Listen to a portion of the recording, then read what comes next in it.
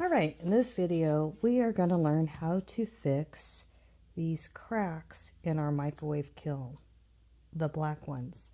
Later I'm going to figure out how to fix these white ones, but for now we're just going to figure out how to fix these black cracks. And to do that you need two things. You need the rock tumbler medium, step 2. I just got the grit kit. This is called silicone carbide. So this is the step we want. I got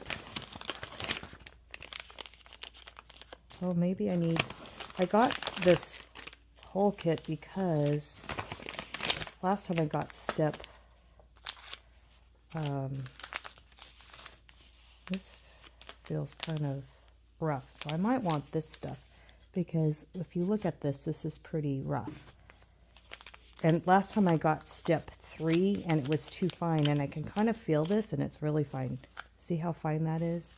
You don't want it to be too fine of a powder.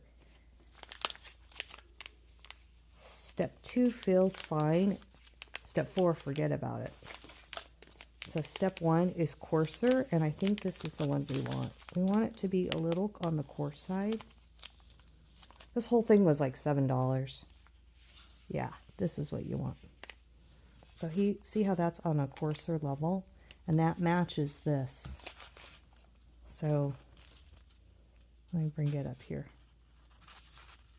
It's kind of like fine grains of sand versus a powder. See how powdery that is? Okay. And then you also need sodium silicate.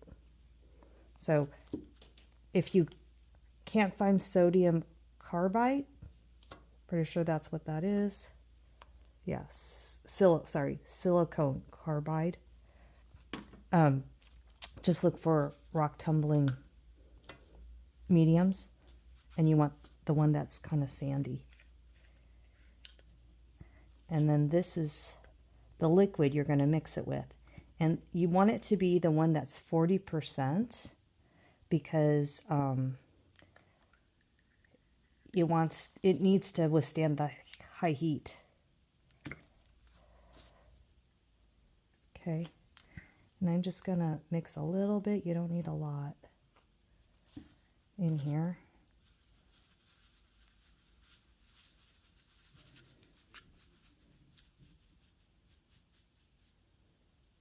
Okay, and then you're just gonna fill in your cracks. So I find it works a little bit better when it's a little bit more on the runnier side than on the dry side. And I'm just trying to coat it.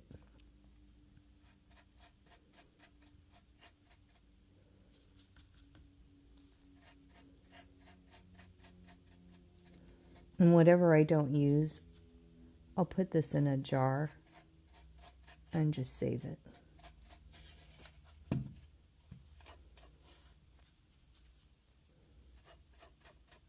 But your kilns will crack just because of the heat fluctuation.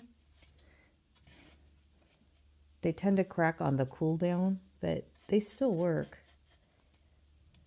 But I knew I was going to repair it, so I wanted to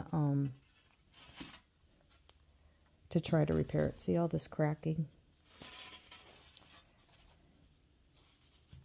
So don't be afraid if they crack, because you can repair it quite easily.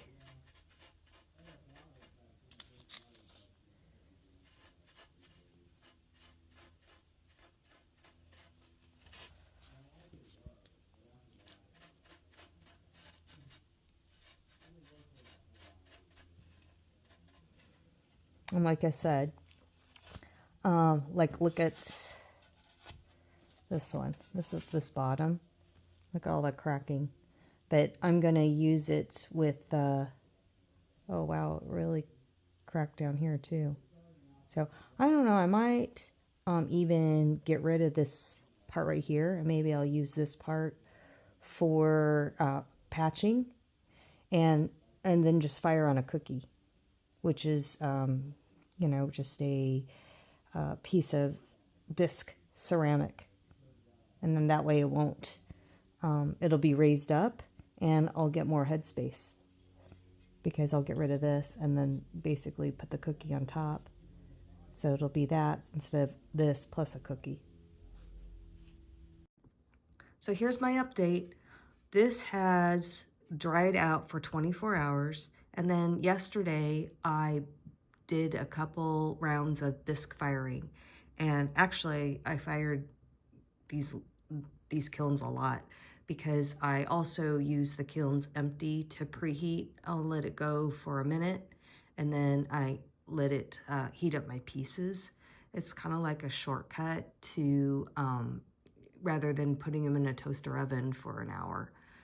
You could just probably do it within 20 minutes or so.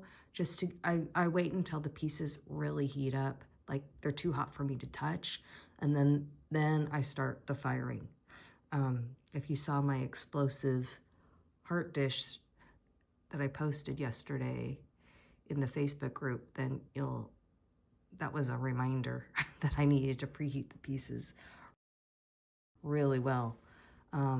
Low and slow. And I did preheat that heart dish, but I had just put on that glaze in the morning. So anyways, I think if you were to glaze, maybe preheat even longer. Yeah, so it's held up really, really well. And I'm gonna work on these cracks, although the cracks, these internal cracks, really aren't that big of a deal. It's this element here, this is what heats it up, right? So you wanna make sure there aren't cracks here. But definitely we could patch these pieces out. Now I think if the cracks were on the outer side, then that would impact your kiln, but I think the inside ones aren't really that big of a deal. But it probably wouldn't be a bad idea to fix them. So I'll do that next and I'll make a video and tell you about it. A couple other things that I wanted to share is when you are mixing your grit, try to use as little as possible, like what you think you're gonna need, because you can always mix more. I'm not so sure how well this will stay, but this is how I'm storing it now, and it seems to still be soupy, like it's not hard, because this hardens really fast. So, but I just ended up, instead of putting it in a jar, I just put plastic wrap around it, rubber band it, and then I'm also storing it in this cottage cheese container. And yeah, I just have this little bag of grit. I'll probably end up buying a bigger container down the road, but I think this will hold me for a while, so I'm not gonna buy it until I need it. And then the other thing I wanted to tell you is for your brush, use a disposable brush. I didn't clean mine and it hardened. And luckily, that is my disposable brush. I have a lot of those, so it wasn't a big deal, but in case you're mixing it and you see that, oh, that looks like a nice brush, I don't want you to ruin a brush. So I'm not, like I said, I'm not sure how well it cleans, but that's it. That was my update. So not hard to do, so go do it. All right, have fun and make some more pottery.